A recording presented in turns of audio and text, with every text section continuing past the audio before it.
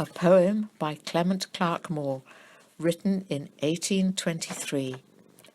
'Twas the night before Christmas.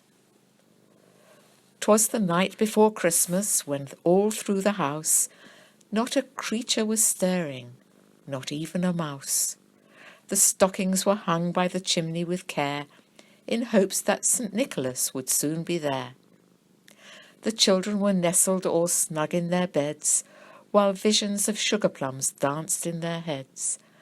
And Mamma, in her kerchief, and I in my cap, had just settled our brains for a long winter's nap.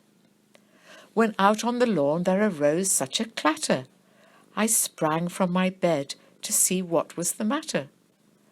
Away to the window I flew like a flash, tore open the shutters and threw up the sash. The moon on the breast of the new-fallen snow gave the lustre of midday to objects below, when what to my wondering eyes should appear but a miniature sleigh and 8 tiny reindeer.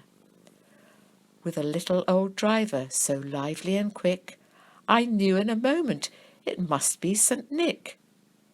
More rapid than eagles his coursers they came, and he whistled and shouted and called them by name. Now Dasher, now Dancer, now Prancer and Vixen. On, Comet, on Cupid, on Donner and Blitzen. To the top of the porch, to the top of the wall, now dash away, dash away, dash away all.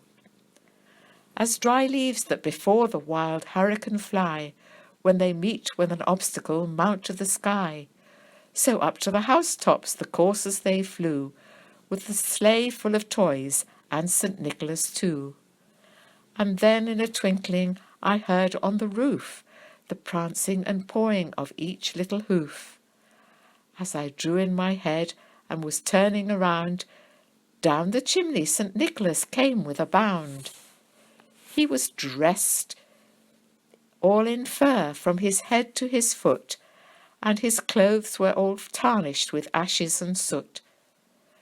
A bundle of toys he had flung on his back, and he looked like a peddler just opening his pack. His eyes, how they twinkled, his dimples, how many! His cheeks were like roses, his nose like a cherry.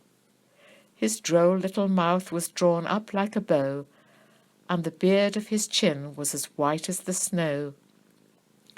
The stump of a pipe he held tight in his teeth, and the smoke it encircled his head like a wreath.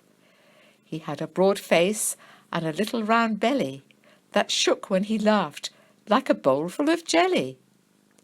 He was chubby and plump, a right jolly old elf, and I laughed when I saw him in spite of myself. A wink of his eye and a twist of his head soon gave me to know I had nothing to dread.